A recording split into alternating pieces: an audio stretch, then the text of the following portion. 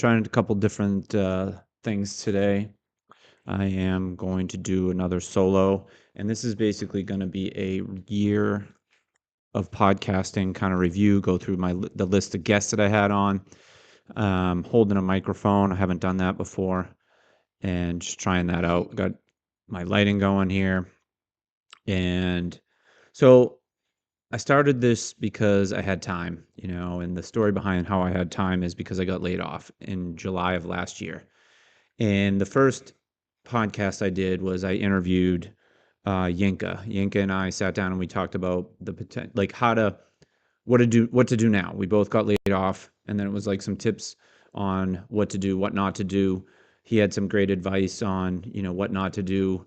I think at that time in July, August, or actually August or September of 2024, we were getting interviews, but we felt like the companies that were interviewing us were just looking for information about the company we worked for, because the questions they were asking were pretty specific about, the jobs that we had. So that was one tip. We did that, and then I thought, you know what, let me just dive into this and create my own podcast called Taking Chances. Why not you? The question about why not you was like, why didn't I do something? Why didn't I do this earlier? I always wanted to do this. I talk about it in my book about how, I originally tried to go to college for communications. I liked making movies. I wasn't necessarily the actor in the movies that we used to make. I was either the cameraman or helping with direction, but I loved that whole movie making process. I had classes in high school about it was called TV production. So I learned you had to do all the different roles: editing, cameraman, the writer, the actor, all that kind of stuff, sound. And this was back when it was all done on VHS tapes and VHS recorders and all that kind of stuff.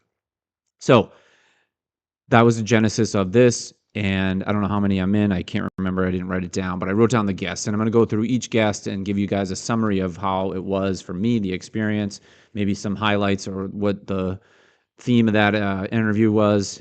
So I reached out to Pat Miletich. Pat had been a mentor of mine for a while. We trained together back in 2015 to run Leadville. He coached me out there after he wasn't able to continue running. And Pat's been a pretty good friend of mine since then. He's now, got his own business venture going on, Soil Savers, and he's trying to heal the world through the soil, and he's doing amazing things. So Pat was kind enough to come over. We sat down for an hour or so and did my first kind of guest other than Yinka. But this was more about the show itself. Like, hey, this is the show. And if you look at Pat's career and talk about taking chances and what he went through and why he became a world champion, and then how he trained world champions after that. Pat's gym was pretty famous, and he's now in the UFC Hall of Fame. Awesome story. It was great to sit down. We had fun. We always have fun. We always joke around. We had fun making fun of each other and stuff like that. Then, Rich Russell reached out to a group of running friends, me, Chris Brooks, Kyle Dietz, Andy Besser, and Austin went up to Wausau to run our first, or attempt to run our first backyard ultra, which is this crazy format. The backyard ultra format is you have an hour to run 4.16 or 17 miles, and you make it back to that, we'll call it the finish start line. Every hour, it starts again. So if the race started at 9 in the morning, which this one did, you have an hour to run this 4.16 mile course to get back. And then you have to be back in that box to start at 10 o'clock. So we did that, and this guy, Mark Dowdle, he won. I can't remember how many miles he did for that Wausau, but he won that. So I was like, hey, let me reach out to this guy. We saw him on the course, and let me reach out to him, see if he'll do the podcast. And he agreed to do it. And thank you, Mark, for doing it, because it was awesome. I got to learn more about you and then learn about your journey of you had a goal to make the USA Ultra running team. And guess what, people? He did it. He won it. He won the last one he just did. And I'll probably get it wrong, but it was a ridiculous amount. It was like 262 miles. But like he said in his videos that he does, he got doubted. he went back and won Wausau twice. He got doubted again and said, hey, your competition isn't the greatest. And then he goes and wins the last dot, which I was there for that one. And that race for me sucked, but he won that one. And that one was an epic battle. Came down to him and another guy for a long time, and he won that one. Then he won this most recent one to get him into the USA Backyard Championships, running for the country, which is amazing. And I think that's the one. I think that's Big Backyard, where you go, and I think it's Laz Lake's race. I'm pretty sure it is. You can correct me if I'm wrong. But Mark is now doing amazing, incredible stuff. He got into the BPN, the Go One More mile in Texas, the Nick Bear one. He got into that.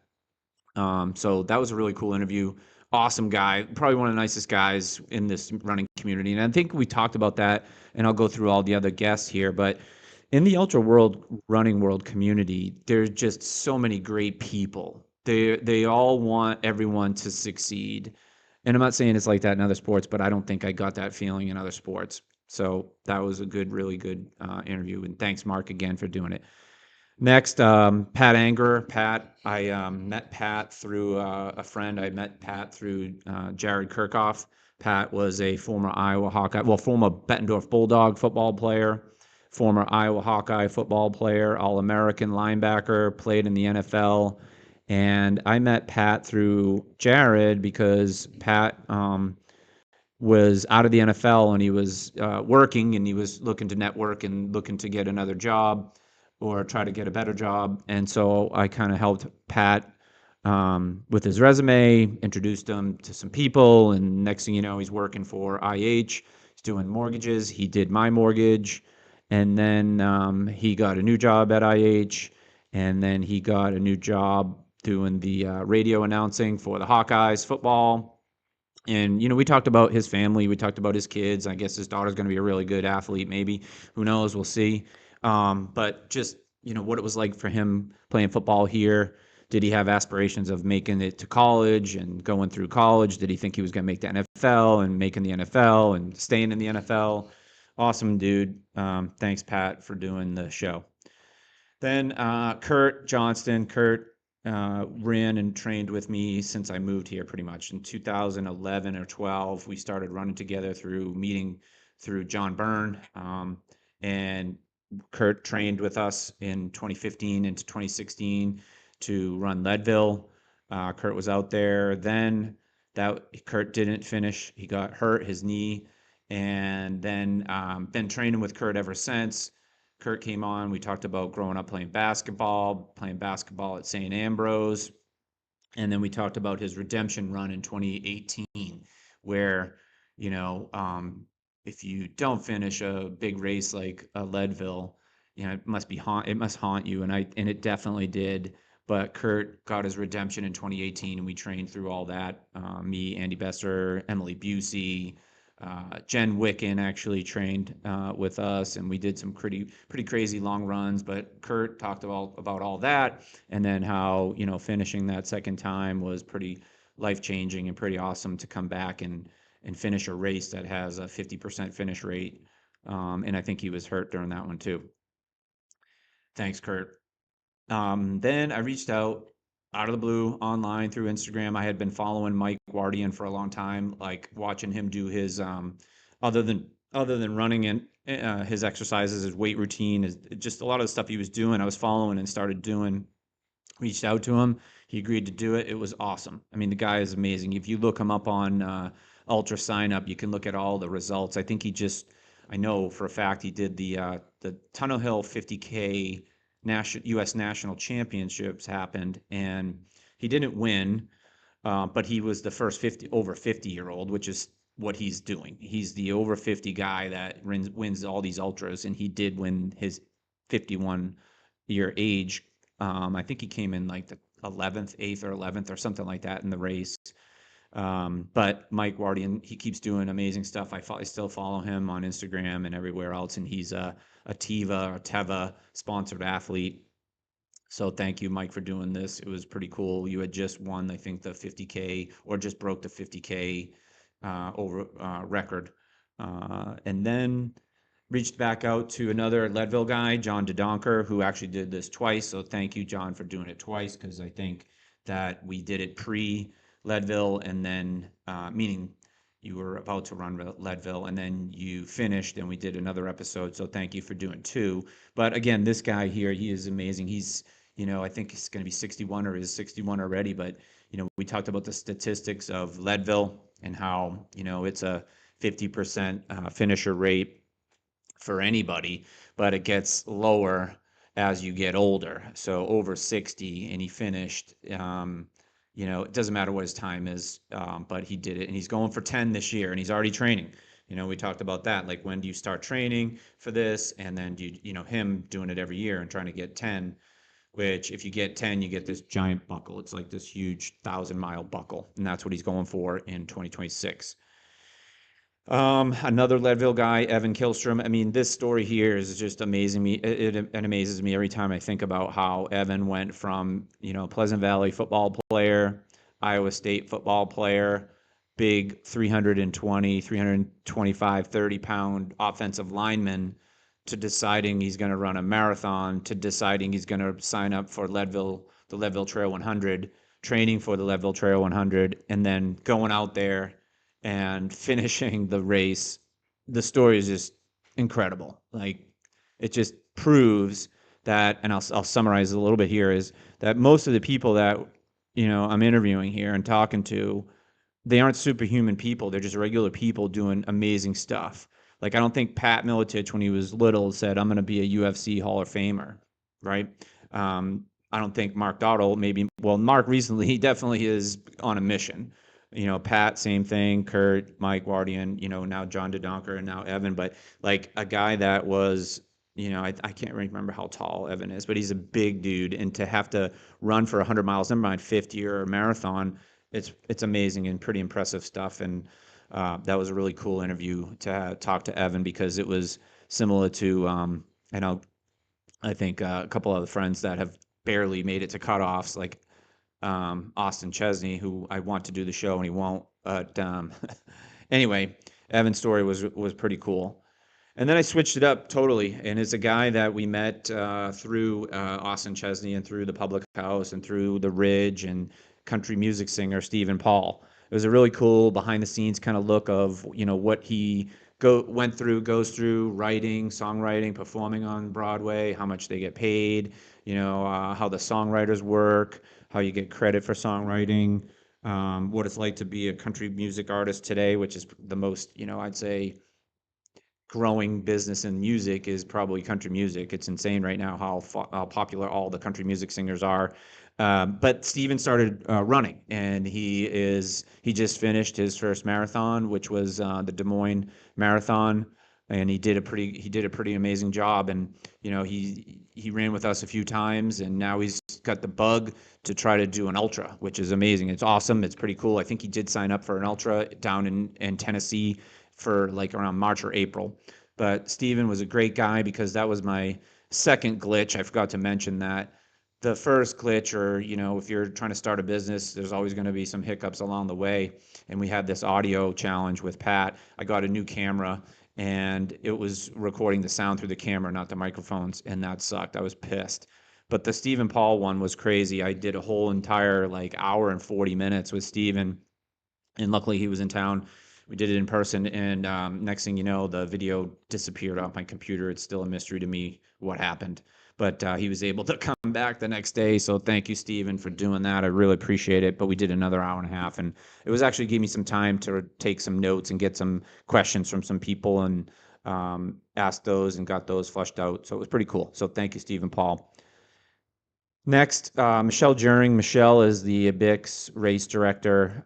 She had been associated with the BIX for a long time and became the race director maybe 2 years ago, 3 years ago. I can't remember when she did become the race director, but amazingly, she just won an award for Race Director of the Year through some association, which Michelle was an amazing guest. We had a blast. She was awesome. I loved every minute of it. We had a great hour plus conversation, talk about, taking a chance, and like, why not her, and breakthroughs with, getting diagnosed with cancer and then doing an Ironman. I mean, amazing, amazing stories. Again, regular people, down to earth, doing incredible things and running a really amazing race. I did the senior Bix, the 2 miler. Me and Andy Besser did that one. But the whole entire interview was awesome. I loved every minute of it. Thank you, Michelle, for doing it. Again, another maybe switching gears to different sport here because the Bix is running and the Bix race is about running and all that, but more about it was way more than about the running. It was her personal journey, growing up in Wisconsin, all that kind of stuff. But I had reached out to Brandon Bartz. Now, Brandon, I'll call him the godfather of CrossFit in the Quad Cities. That's how I know who he was. Met him through a friend. But we talked about biking. Brandon got really big into biking. I know for a long time he got into running long distances and stuff like that. But I think biking, he's associated with biking around here in the Quad Cities. And Brandon and I talked about a lot of stuff. Great guy, great interview. So thank you, Brandon, for doing that. I know you had mentioned to me that you were going to start your own podcast. I haven't seen it yet, but hopefully you get that going. If you need any help or anything, just let me know. Another switching gears completely, going into the world of powerlifting. And this is a guy, Mark Ironfield. Yeah, it's amazing how his name, Ironfield, is associated now with like powerlifting. And Mark was a great dude, friend of my older brother Mike's. They lifted together. I maybe lifted with them a few times, but has all these world records for, the deadlift, the squat, and the bench for age group. Again, another guy older that's just still crushing these records, or did crush records as he got older. Uh, Talked with Mark for a long time. Great guy. Thank you, Mark, for doing the show. Um, and then Aaron Montgomery. So Aaron, I had run into a bunch of times at all the local races around here, Scott County race. The thing I didn't know about Erin until Andy Besser told me was that she was associated with this, like the Iditarod, like the teaching of the Iditarod, and that was really cool to learn all about that because I didn't know anything about. I knew what the Iditarod was. I knew that the kids had watched the movie Balto, the cartoon, whatever. I knew what the Iditarod was. But I didn't know all the details behind it with the number of dogs and how long and all that stuff. So it was really cool. Erin's a really amazing person, and I don't know how many Mines of Spain finishes she has, but she did it again this year. So thank you, Erin. And then another race director, Michelle Hartwig, and Michelle and I think well, I don't remember what year it was. I'm gonna guess it was probably 2019. Me, Kyle Dietz, Kelly Dietz, and Brandon Bartz went up and did this race called the Earth Day 50K, and Michelle was the race director, and still is the race director. But we talked about that. We talked about all the other races and race director that she's, Kettle Moraine, Tunnel Hill. Awesome interview. She's doing amazing things. She has her own podcast. It was a great to get on the phone, talk to her, learn about how those Earth Day medals were made by her daughter and her friends and stuff. That was really cool. So thank you.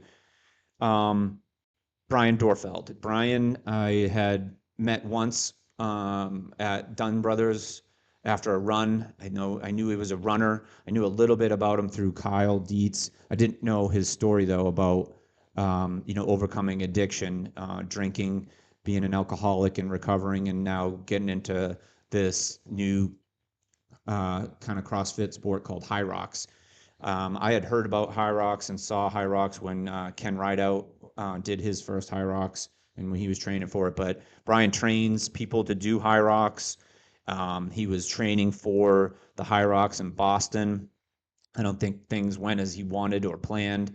He had an injury, but awesome story to hear, how you can overcome an addiction with becoming addicted to something else. Now that's been talked about a lot, and I remember talking to way back to David Clark about that, trading one addiction for another.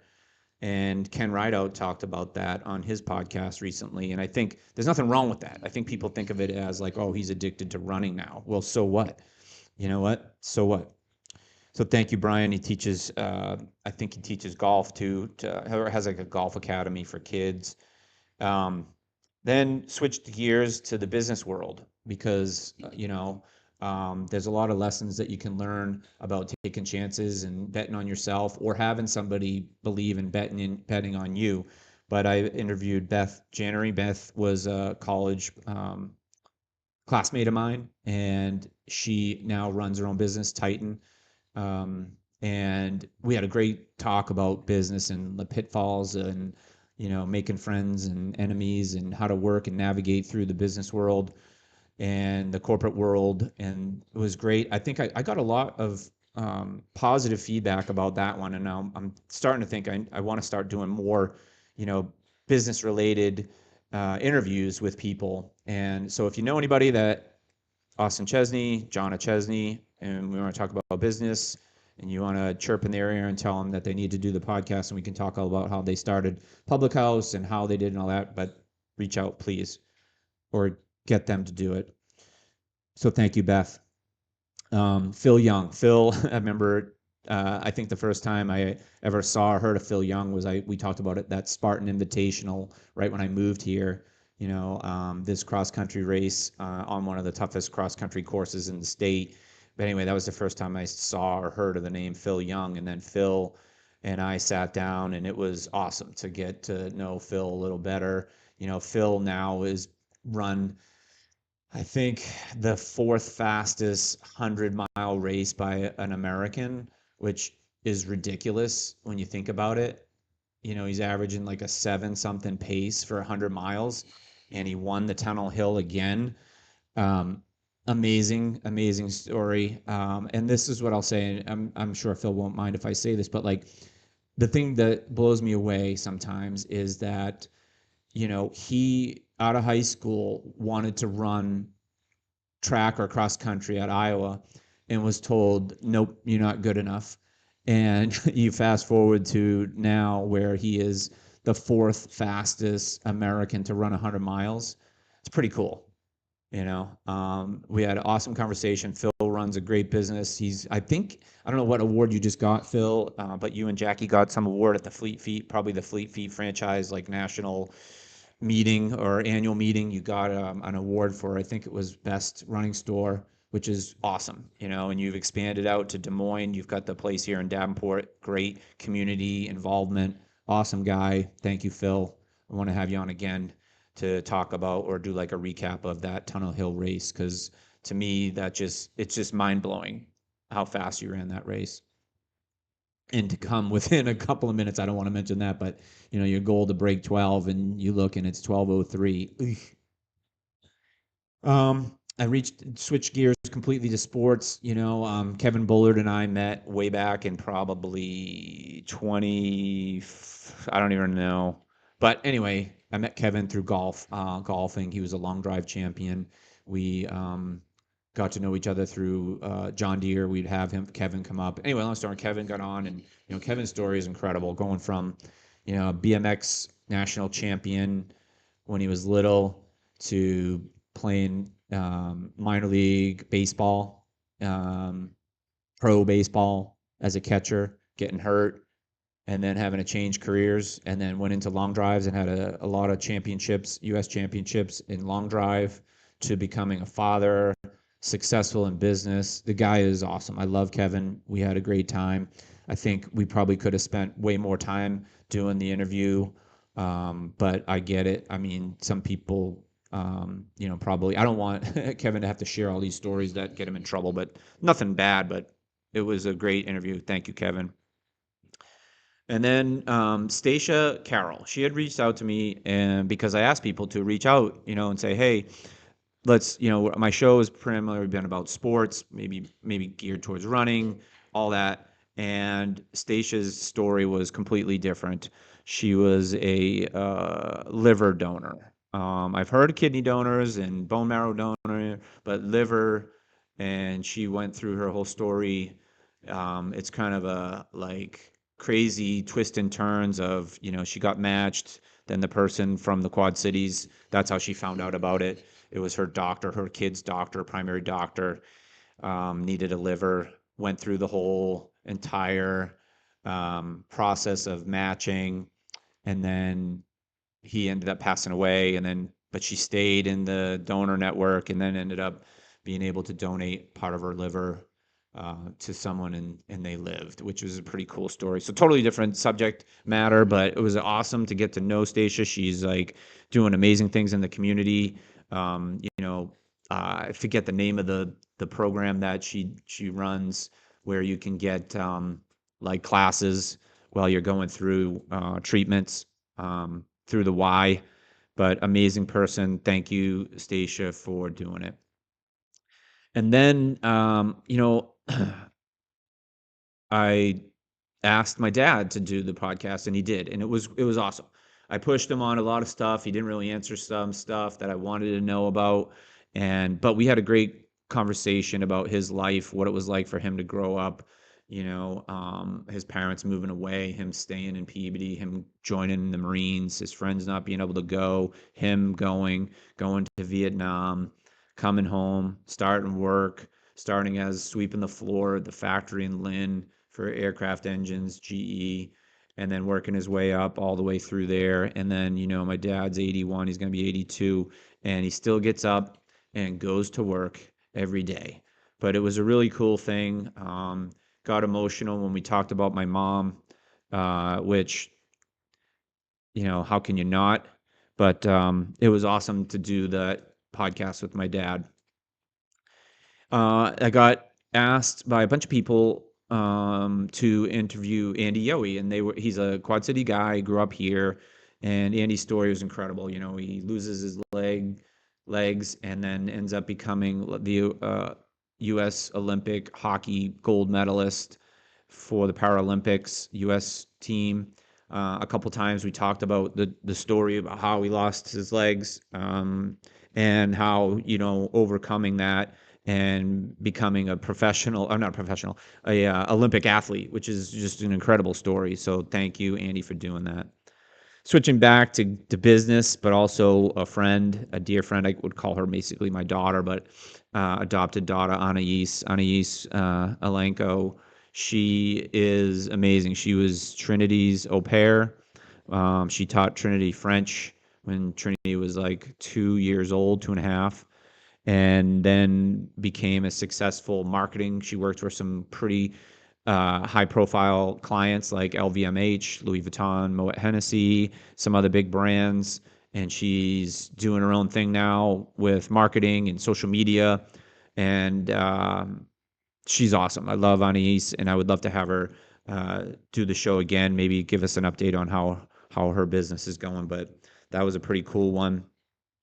And then I asked, I mean, since I started doing this, I asked Tracy, because Tracy, my wife, Tracy O'Brien, Tracy Christine Kammer O'Brien, to do the podcast. And she finally broke down after, 20 weeks of me asking to do it under her conditions, which were, a list of questions, and what we weren't going to talk about, and then what we did talk about. And I mean, I'm so proud of her for all the things that she's done and continues to do.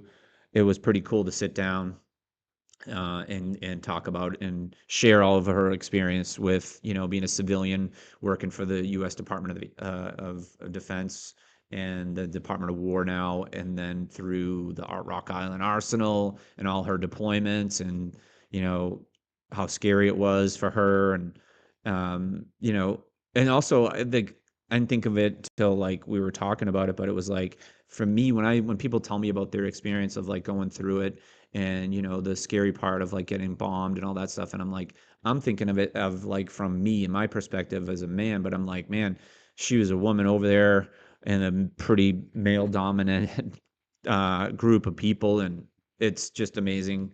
Glad she made it. And then we flipped the table and did one with me.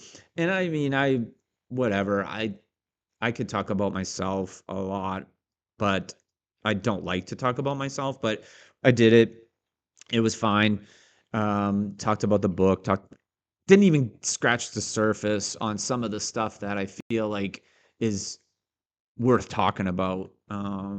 Just like the challenges and stuff like that that you go through, losing my mom and losing my job, and how do you recover and all that kind of stuff. We didn't even talk about, which I probably should do. I could do a whole show on divorce.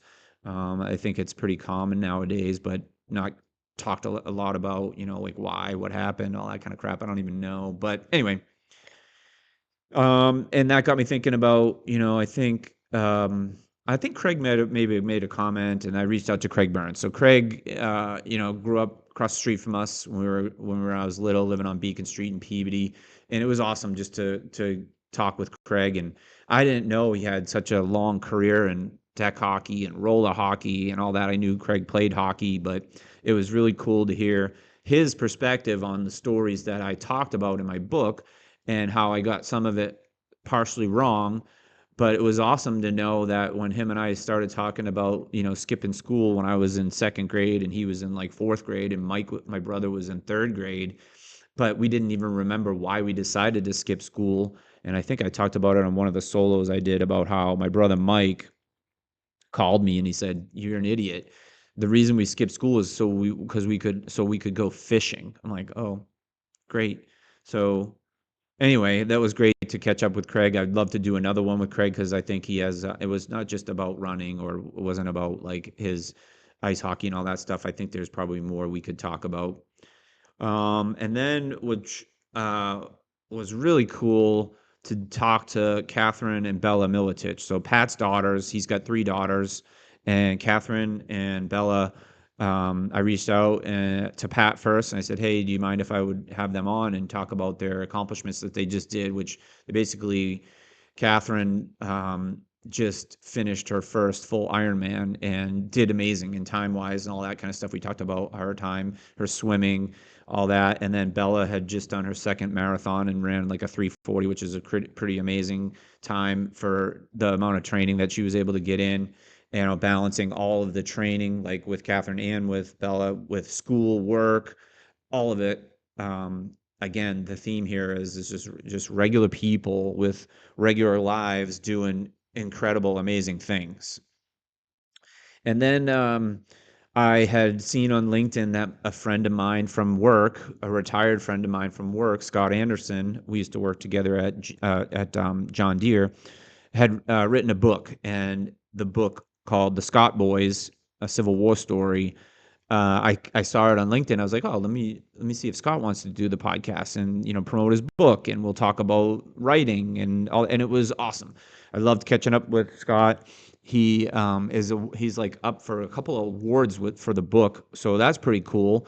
The story is fictional and it's about his family, so it's fact fiction. It's one of those ones where it's a story about actual stuff and real people, but the story is where he had some family members in Tennessee that were with fought for the North and some fought for the South. And that, to me, that dynamic is just pretty crazy because it's family. But, when you think about the United States, we're all supposed to be united and a big family. We're all Americans, but, we fought each other because of a lot of things. But anyway, that was really cool to do that.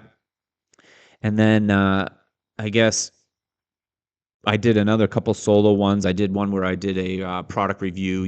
I think that if I am going to be more running specific, people are always on these forums on Facebook and asking questions about their watch, socks, and shoes, and all that kind of stuff. So I did like a really quick 15-minute, what I would wear if it was cold out during the winter running, which is right now today, which was crazy. It was like 45 degrees, is insane because it was like minus 10 degrees like 5 days ago. But I did that, and now I'm doing this review. And what I want to know, or I want your help, is what's next.